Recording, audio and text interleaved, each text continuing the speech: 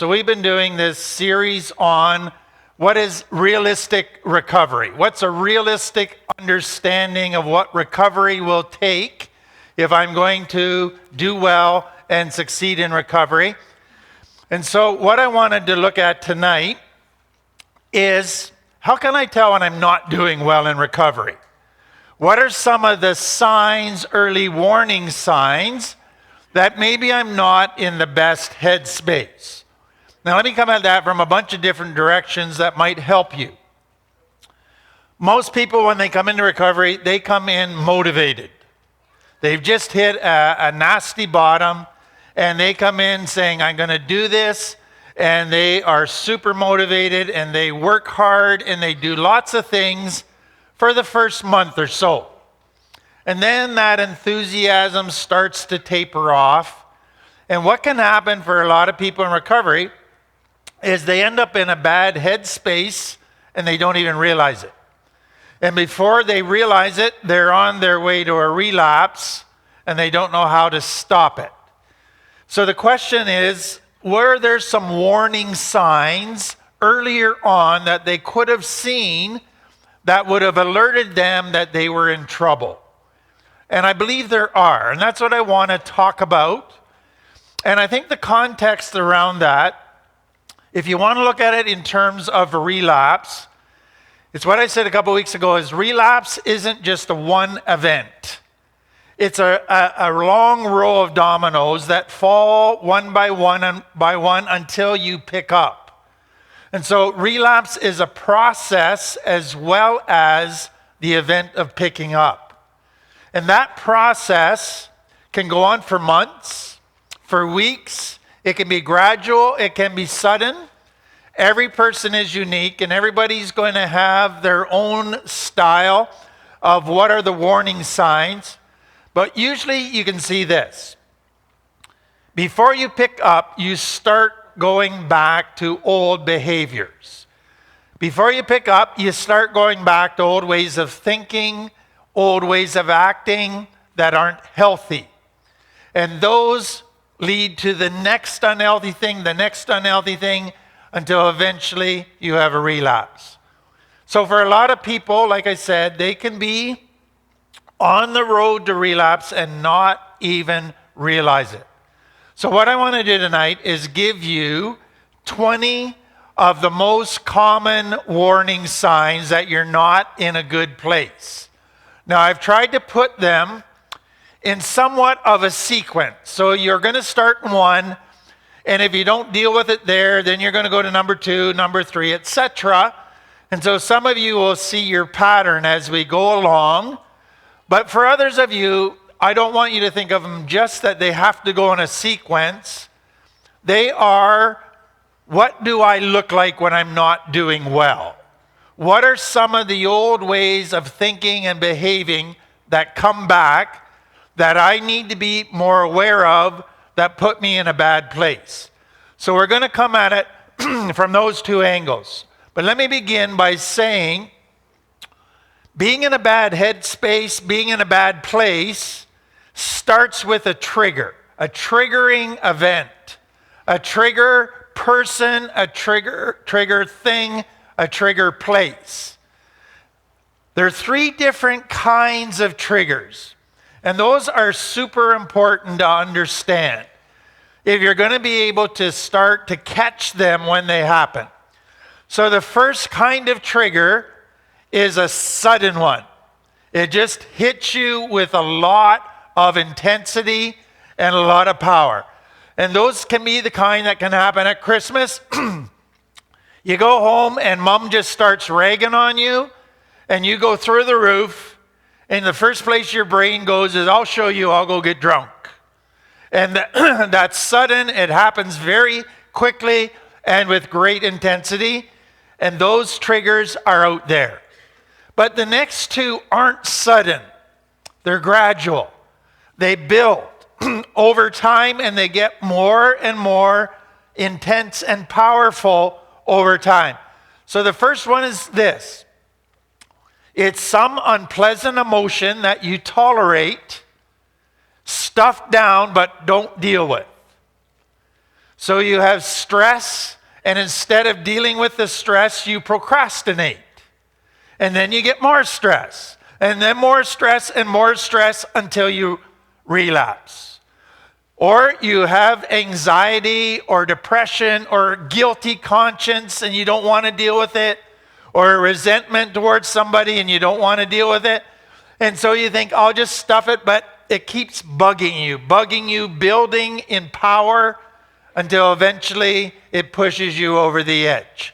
So that is the second one. The third one is what happens when you're following the wrong recipe for happiness. So let's just think of it this way. If you have the wrong recipe for happiness, you can do one of two things. Number one, you cannot get certain needs met because you don't think they need to be met. So the need for healthy intimacy and friendship, the need to be in a safe environment with safe people. If you don't meet those needs, but you allow disrespect and you allow being mistreated and abuse, you are not meeting very important needs and they're going to bug you. And you might not even be aware of them consciously, but subconsciously, they are creating discontent. And it is beginning to build inside of you. And then the second thing is if you follow the wrong value system. So let's say you think, I just need lots of money and I'll be happy. I just need a relationship and I'll be happy. Those things give pleasure, but they don't make you happy. And so if you follow that recipe, you are setting yourself up to be unhappy. And that will build inside of you until a deep discontent takes place. So those are the three types of triggers. Now let's take it the next step. What happens next? So you get triggered. The first thing that I want you to understand is you look at all three of those triggers. They all affect your emotional world. So you get triggered by mom, you go to anger. You get triggered because you're not meeting your needs, and you get a discontent. So they all affect the emotion part of the brain or the limbic part of the brain. And it kicks into gear. And it's not happy. But the problem is that you try to solve the discontent or the anger or the stress by using the limbic part of the brain. And the limbic part of the brain only thinks in terms of immediate gratification. So what will make me feel better right now? It doesn't think through the consequences of that decision. It just thinks through what I need to do that will immediately make me feel better. So if you have said, I can't go back to my drugs, the brain goes, what else can I do to make me feel better right now? And it goes to an old behavior. So let's say I'll just start flirting and I'll get lots of attention. That'll make me feel better. But it then makes you feel kind of ugly and dirty and you don't like the attention. So that didn't solve the problem. So the brain, still thinking out of the limbic system, says, okay, what do I try next? Well, I'll just lay around all day and not do anything. Then I'll feel better. It's all these responsibilities that's bothering me. So you try that. That doesn't make you feel better. So the brain goes, okay, what do we try next? You see that a domino is followed by a domino is followed by a domino, because you're trying to solve it with the limbic brain looking for immediate gratification. And it doesn't work. And then finally, your brain says, none of this is working, let's relapse. That's the only way we'll feel better. And so your brain has set up a relapse months earlier by choosing solutions that weren't working solutions in the long run. They didn't resolve the problem, they made it worse. Okay, so that's introduction. Now let me take you quickly through the 20 most common warning signs that I'm not doing very well. Number one, listless. And what I mean by that is all of a sudden, you just don't feel motivated to do anything. So you get up in the morning and it's like, oh, life sucks. It takes a lot of energy. I don't feel like it. I'm not feeling it. I don't care. And you develop this complacent attitude. So when you get a complacent, unmotivated place, that's a dangerous place to be. Now, there's two things that I want you to understand about that. Some people become complacent or lose motivation because they grew up in chaos, and as soon as life is going smoothly, it feels boring. And they go, I am losing motivation because everything is working well and it's boring to me. I need some excitement to get motivated again.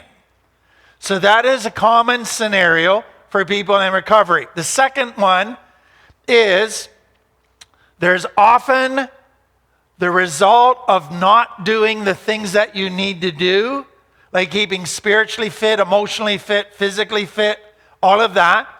That leads to lack of motivation. It takes you to a place where you go, this sucks. What's the point? I don't feel very good inside. And you blame it on being bored. But the reality is you're not doing the things that are necessary to keep the fire burning inside in a healthy way.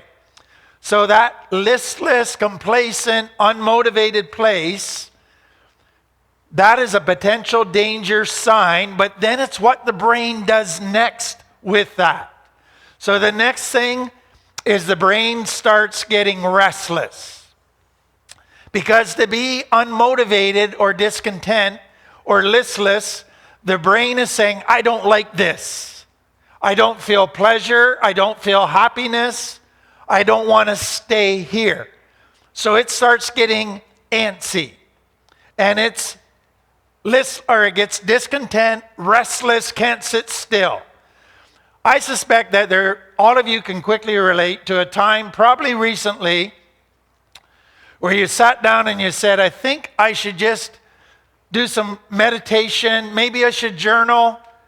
And you start and you go, boring, boring.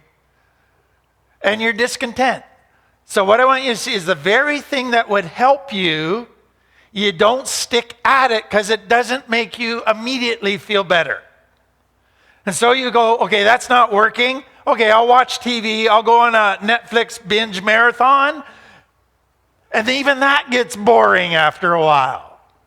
And then you're up pacing around. And then you go, let's see what chaos and what buttons I can push to get some excitement around here. And it's all coming out of this very restless, dissatisfied place. So the mistakes that we make is we think the reason I'm restless and discontent is because my external world is the problem. You realize the truth is your internal world is the problem. That's the cause of the discontent. But if you're feeling lonely, you go, I'm discontent because I'm lonely, which means I need a man or I need a woman. And your brain begins to find solutions that they think will fix it, but it usually only makes it worse. So you start listless, complacent, then your brain gets restless, discontent. Now it's going to start choosing solutions. And these are where we go next, and it becomes dangerous for us. So number 3, we start being controlled by how we feel. So we go, I'm not going to do anything today because I don't feel like it.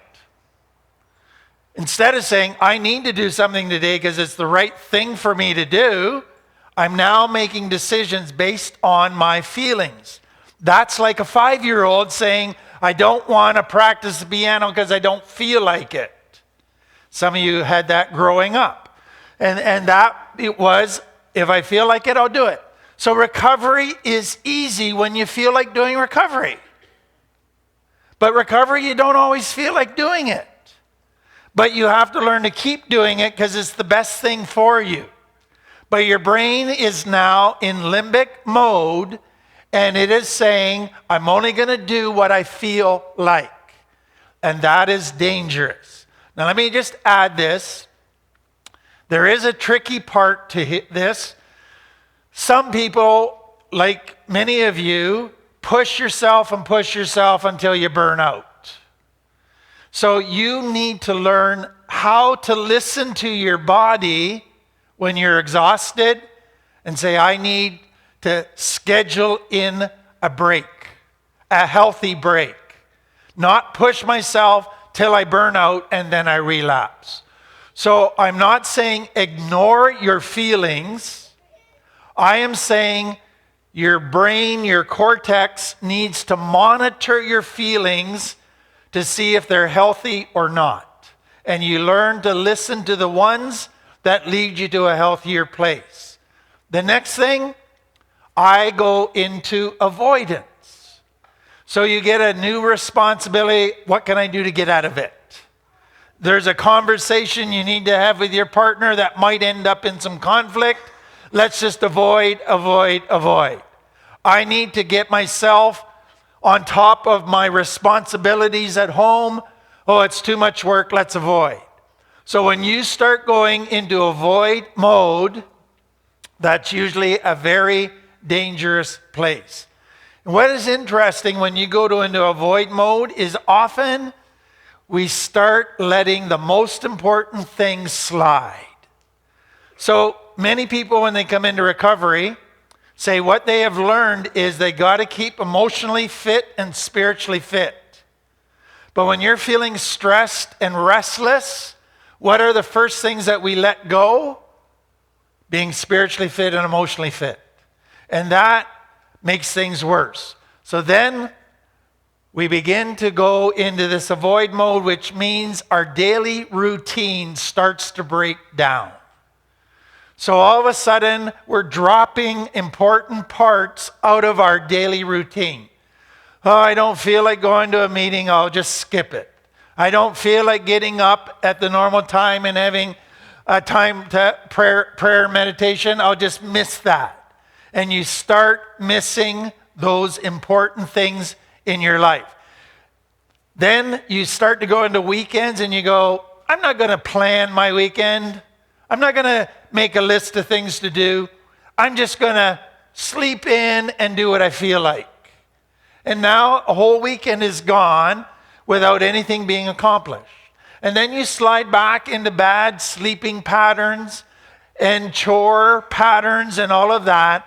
And everything then begins to descend into chaos. So your life goes from structured to more and more unstructured, and then into chaos. A very big warning sign. Then, here's what I see happen in my own life and in many people's lives. When you're in a really good place, you are monitoring and you're in control of how you eat, of how much TV you watch, how much money you spend, how much exercise you get, how much sleep you get. You have a disciplined life. When you start letting things slide, you begin to lose control, not just with drugs and alcohol, you begin to lose control of your eating. Then you're shopping, you're spending, and you lose control in very important areas of your life. So your life is going from being well managed to not being managed very well at all. And you begin sliding in a bunch of different areas. Go. Priorities out of whack. Another danger sign for most all of us is in recovery, you go, recovery has to be number one. If I'm not clean and sober, I lose my kids, I lose my job, my relationships, everything. Okay, so then in order to be clean and sober, I got to be spiritually fit, emotionally fit. I got to have a routine. I got to do these activities. All of that, you get your priorities all in line. Then if you're not in a good place, you start changing your priorities. Now I'm just going to watch TV all day, skip a meeting. Now I'm not going to take time with my kids because I want to be on Facebook. And all of your priorities start to go upside down, reverse. Very dangerous place. What many people do when their priorities start getting out of whack is they start obsessing on the wrong things. So all of a sudden, I am going to obsess about my new phone and how to get every gizmo and app available on it, and I'll spend hours doing that. Or I'm going to now obsess on this new relationship or an exercise program or a diet program, and it's obsess, and everything starts to get lost. Then, because of all of this going on, you start to feel overwhelmed. You still have life. You still have responsibilities. And you're feeling the pressure and that you're not holding it together. And so you start to get that stress that comes from all of the unorganization, and you feel overwhelmed. So that starts to take its toll because nothing is being resolved. And for many people, that sends them even further into a void and into sticking their head in the sand. Next one, you start getting angry at everybody. You're just irritable all the time. And you got a short fuse and you snap very quickly and very easily, often over nothing. So you're not in a good place when you get very, very irritable. And with that comes a great impatience. You want your kids to do it right the first time, perfectly, every time. You have little tolerance for people, patience for their stuff. You're just in that miserable, angry place. Next one. Then you get negative and critical. Find fault with everybody, everything. And what some people do at this point, and it's a very dangerous area, is you become very negative towards yourself. You know you're losing it, and you start beating yourself up. And you get down on yourself, and you go into a really negative place. Some people in this whole thing, what is dangerous is now you focus on everybody else's problems and you avoid your own. Now you find fault with everybody, but you don't look at yourself. So your distraction from dealing with your stuff is to become obsessed with everybody else's stuff. And that's a dangerous place. Some people, when they get negative, they start to go to, what's the use? Everything is going to pot. It's no good. What's the point of doing all of this work? And you start to talk yourself out of it. And then, for many people, the negative thought is not just criticism of others, it's old negative tapes start playing in their head. I am useless, I can't do this, I'm a failure, what's the point? And you start playing the things you heard as a child over and over in your head. Now, when I see somebody get into that negative headspace, I know they're in a lot of danger. And for many, they're very close to a relapse when they get that negative.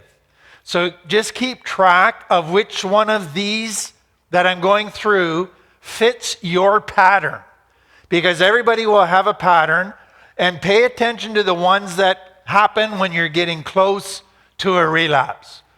Next thing that some people do is they feel that they're losing control of their life, so they become more controlling of others.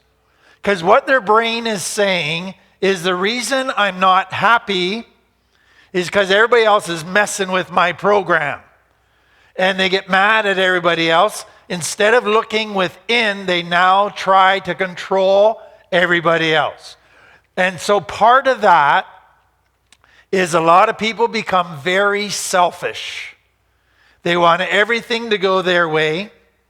They are self-centered, demanding, have unrealistic expectations of others all of a sudden, and it's because they're not in a good place. Another one that some people go to as they're progressing is they start feeling sorry for themselves. They go to the poor me, life sucks, everybody's out to get me, nobody cares about me, everybody's abandoning me, and they sit on the pity pot, and that is a very dangerous place. Number 14.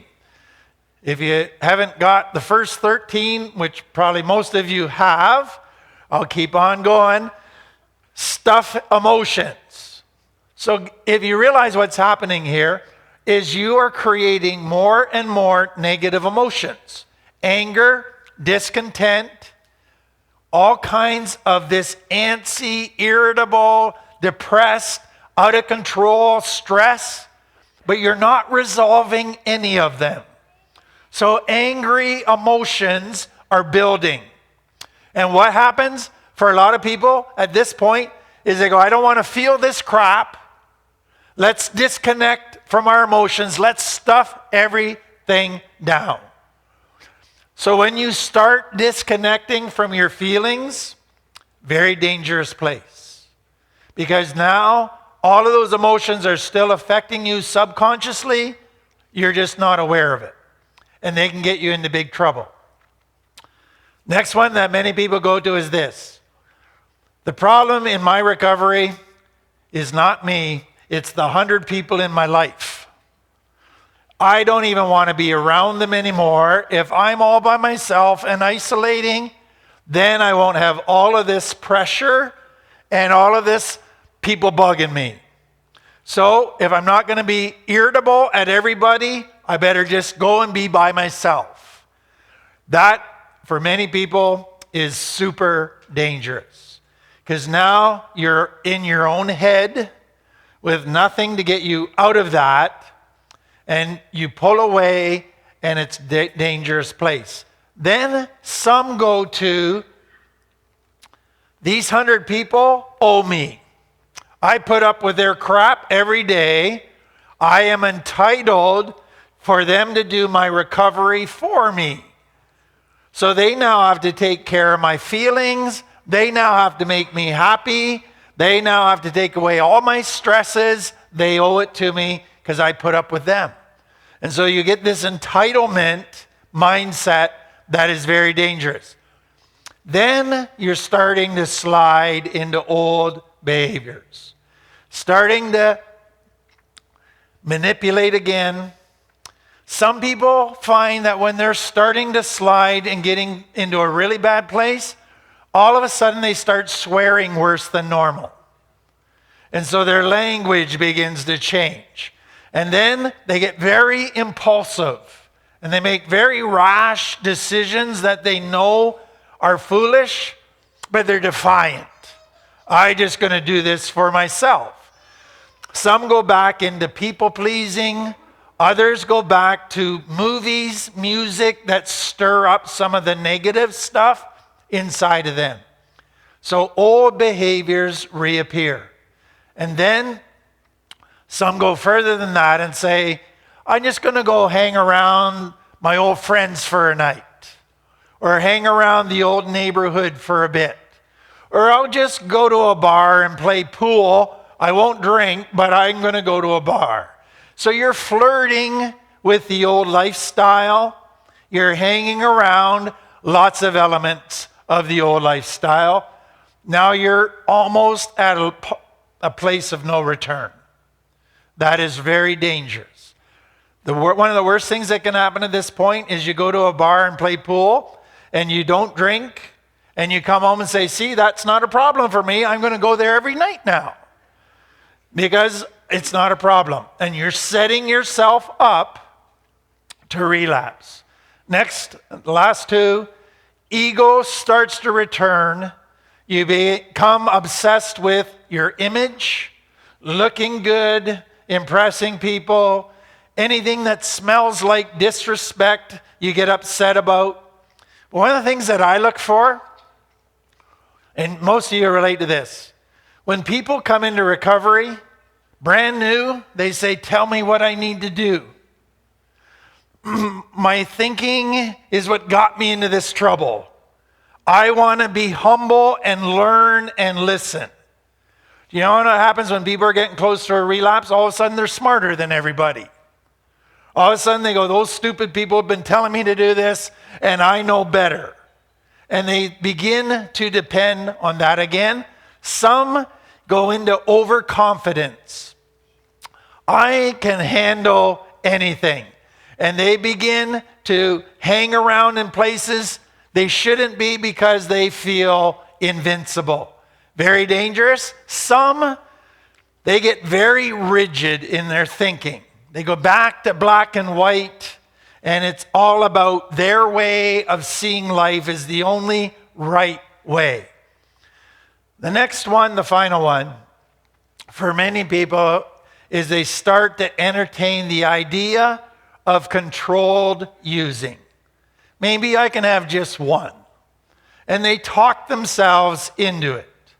And they come up with a rationale that convinces themselves at some level, though at a different level they know it's a lie, that they can handle and control it. Some, they get to a place where they go, I'm going to fail anyways, so might as well get it over with. And they relapse because of that. Some even get to a place that says, I'm going to fail. Maybe God just made me to be an addict, and that's his purpose for my life. So maybe it's God's design for me. That gets really twisted. And then some start glorifying the old days. They get into all of the old stories, but they always make everything look wonderful. They are setting themselves up for failure. So if you went home and took that list of 20, how many would you tick off as being true today? Because if you had most of the 20, you need help right now. You're not in a good place. What I want clients to understand is part of recovery is learning a new lifestyle while your brain wants to keep going to an old lifestyle. And so you're not going to get it perfectly the first time. And so these old things, warning signs will happen. So what becomes important in recovery is learning to spot them when they happen so you can stop it. And so that you can become aware of what's going on inside of you and saying, okay, I'm not in a good place. My limbic brain is looking for a quick fix. That's not going to fix it. What do I need to do to get myself back to being spiritually fit, emotionally fit, and relationally and physically fit? That's my hope when I teach this, is that people will learn their pattern so they can stop it and turn it around. Well, seeing as we're almost at Christmas, I thought I would tell you a bit of the Christmas story tonight. So what we've been looking at is what's a normal, healthy recovery look like. But what I've wanted to do as part of that is look at what does a normal, healthy Christian life look like?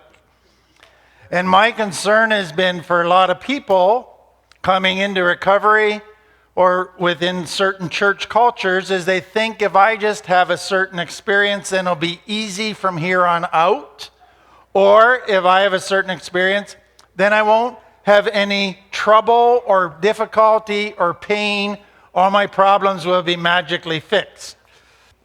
And so part of what I do at Finding Freedom in my role is to really challenge people with that thinking so that they begin to think about more realistic, what does the life of a healthy person following God look like?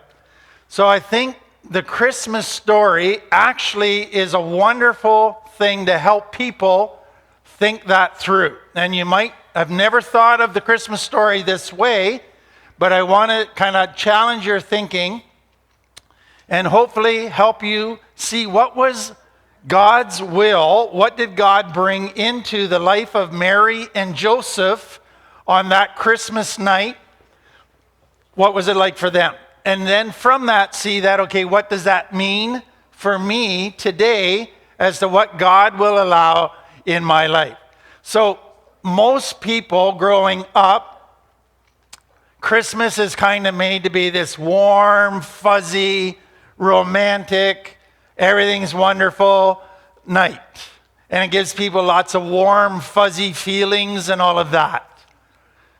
A number of years ago, I went back and studied the Christmas story with fresh eyes, and I walked away going, wow, have we ever got it wrong? So let me kind of take you through the Christmas story tonight, very briefly, but I hope it'll give you a clearer picture, not just of Christmas, but what it means to follow God, okay? So number one, Mary gets pregnant outside of marriage. And I don't know if you know, in that culture, they had strict rules about that. So if a woman was pregnant outside of marriage, she could be stoned to death. A death sentence was potentially possible. Secondly, if she did that, then she could be ostracized by everybody in town. They would not want anything to do with her. Her child would be rejected as a bastard child. And it would be just a miserable existence where you're treated constantly like an outcast. That was all possible for her. And she went along with it, knowing all of that could happen. And from what we know, a lot of that did happen. The rumor went around that Mary got pregnant from a soldier, a Roman soldier, and her son was an illegitimate bastard child. So that's part one. So Mary had to live with all of the gossip and all of the evil stares and the rejection that came from that. And then from what her son had to put up with as a little child. Second thing, imagine you're Joseph. And one day you see Mary and go, are you putting on a little bit of weight? She goes, Joseph, I'm pregnant. And he goes, well, it wasn't from me. And she goes, it's from God. Now, try to sell that. It's like, really? That's the kind of lie you got to tell? God made you pregnant, really? And so Joseph, you can imagine, we're told he couldn't sleep at night. He was just so worked up, confused, disillusioned, troubled. He didn't know what to do. He couldn't see Mary as cheating on him, but the evidence seemed to say so. He couldn't buy that it was from God. It had to be from another man. And so he's tortured inside, and he's debating, do I have her stoned? Do I just divorce her? What do I do? So that, just the pregnancy itself, was super, super difficult. Now we're going to come to the 9 months, pregnancy, Christmas, what was going on. So what we know about that culture is most of the people were quite poor. And one of the reasons they were quite poor is because they were taxed to death by the Roman government. And everything, Rome put a tax on it. So what happened when Mary was just about 9 months pregnant is they got a thing in the mail that said Rome is come up with a new tax. And to make sure it's got everybody numbered, we're going to do a census. So everybody's got a report in the city of their heritage so we can get an accurate count of the number of people so we can get more taxes. So that in and of itself, getting another tax from the Roman government would have been just a shot in the stomach. It would have ruined their Christmas, because now it's how are we going to make ends meet, especially with a baby coming into the world. Then they had to go to Joseph's home city, Bethlehem. That was 80 miles away. Now, there weren't cars. Many people show Mary on a donkey. We don't have any evidence that there was a donkey. But even so, if there was a donkey, can you imagine 9 months pregnant bouncing along on a donkey? That is not what you call a first-class business trip. That is worse than economy fare. But it's also possible that at 9 months, Mary had to walk the 80 miles. Wouldn't that be a happy walk with her as her husband-to-be? Everything hurts. Her back hurts. Her legs hurt. She's tired. And she's miserable. So that was like, okay, God, what's up? You said I was going to be the mother of the Messiah. I thought a little easier final couple weeks would have been a nice gift you could have given me. Now, piece together what happens next. Right after they get there, all of a sudden there's a panic to find a room. So you can imagine at 9 months, she goes into labor. And all of a sudden there's a panic. We're going to have a baby. Somebody help us. Help us find a place where we can have this baby. And so they're panicking, going from motel to motel, saying, we need help, we need help. And they doors slam in their face. Sorry, we're full. Sorry, we're full. Now you got to remember, at that culture, women usually got married between 13 and 15 years old. So Mary is at most probably 15 years old.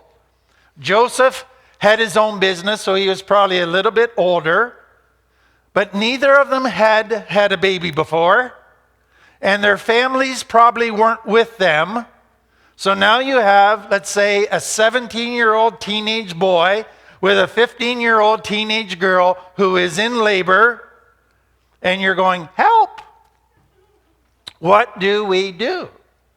So finally, all this panic, this baby's coming, they can't find a place. Finally, a guy says, I got an animal shelter here, you can go in there. So they now have some straw, but it's not like in the pictures. This is an actual animal shelter where there's crap all over the floor. It's dirty, it smells. It is not designed as a delivery room for babies. It's designed as a delivery room for cows. And so you can just imagine this young couple in this dirty place. Can you imagine that Mary and Joseph probably just break down and cry? And you know what I think they might have said? This is the worst day of our life.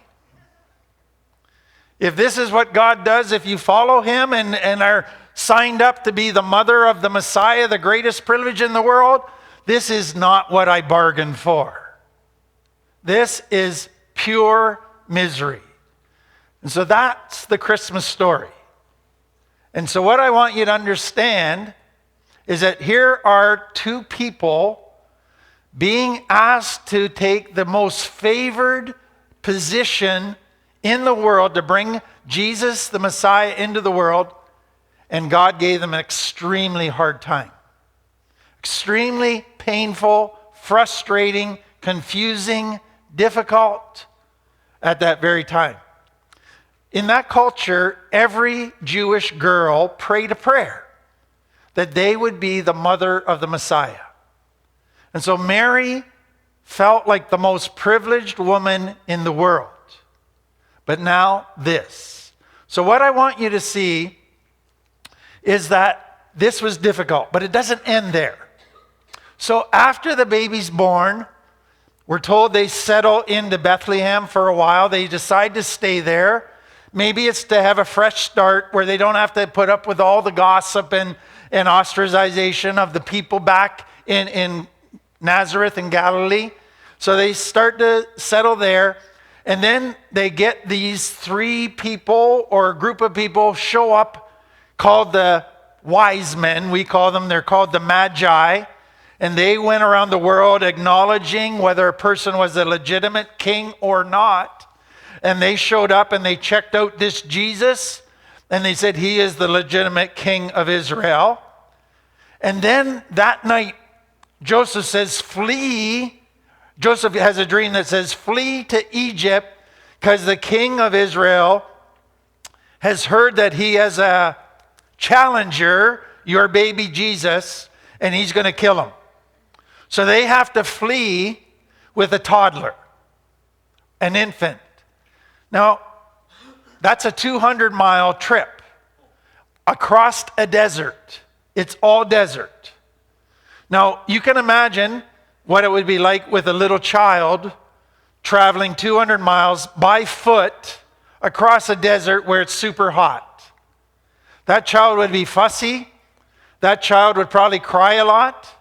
And so what you would probably do, because you knew that Herod would be having his soldiers out looking for this child he had heard about, it would not be safe to travel at day, in the daytime. You would travel at night in the pitch black when you wouldn't be found out and when it was cooler. And then you would try to find a cave to sleep in during the day. That would be a very difficult, frustrating, nerve-wracking 200-mile trip. And so you go, okay, God, first we had the delivery and getting to Bethlehem and all the danger and all of the pain and frustration there. Now we got to go to Egypt because our life is in jeopardy. And this is just as difficult and just as frustrating. What's going on with you, God? I thought following you was supposed to be easy. And it was super difficult. Now, there's one other thing that I think they would have known. In Bethlehem, they'd made a lot of friends. And there would have been other friends who just had brand new children too. And they might have had a mother's group that met to have coffee with their little children. And they heard all of those children got killed by King Herod. Theirs is the only child that escaped. And they had that on their conscience and on their mind, wondering how painful it was going to be for all their friends that had now had their children executed. So that added to the pain and the difficulty of all of the Christmas story. So now you're never going to look at the Christmas story the same way again. But I hope what you see are a couple things that are so important to understand. Do you realize that out of the darkest time of their life came the greatest blessing of their life? Out of the most painful, frustrating, confusing experience came the greatest blessings in their life. And that is what God always does. He doesn't promise us an easy life, but he promises if we follow him faithfully through the painful, frustrating times, that he will bless us. Next thing, I think Mary and Joseph probably thought of quitting 100 times over those months. What's the point? This is too hard. This is too difficult. Why isn't God there for us? And we will go through those times in our relationship with God. That goes with the territory of following God. It's not constant, but it will come at times. Now, I want you to notice, just to wrap this up, a couple things that God did. So when Mary heard from an angel that she was going to be the mother of the Messiah, she had all these fears. And God used angels on 5 different occasions to comfort and encourage Mary and Joseph. He sent special encouragement when they needed it the most.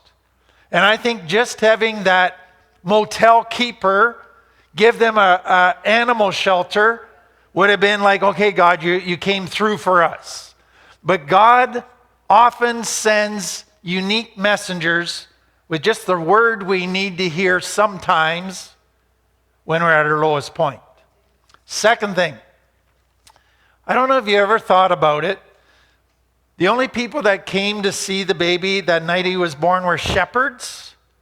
Do you realize that shepherds were considered to be the worst people in all of Israel? They weren't allowed to testify in court because they were considered to be scum, liars, unreliable.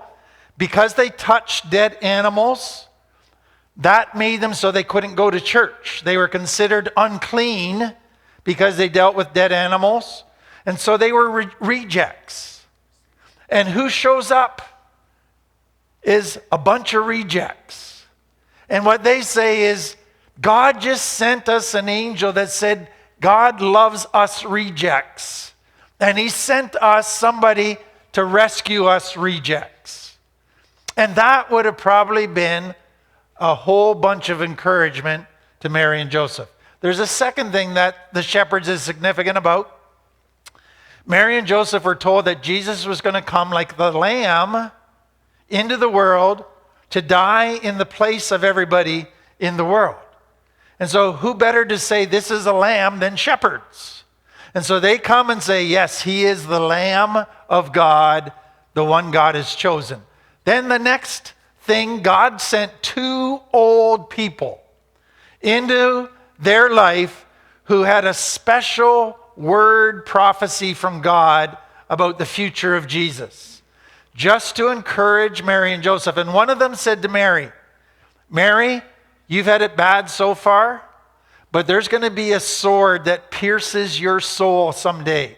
In other words, he's saying, Mary, by you having Jesus, he's going to eventually get crucified, and it's going to break your mother's heart.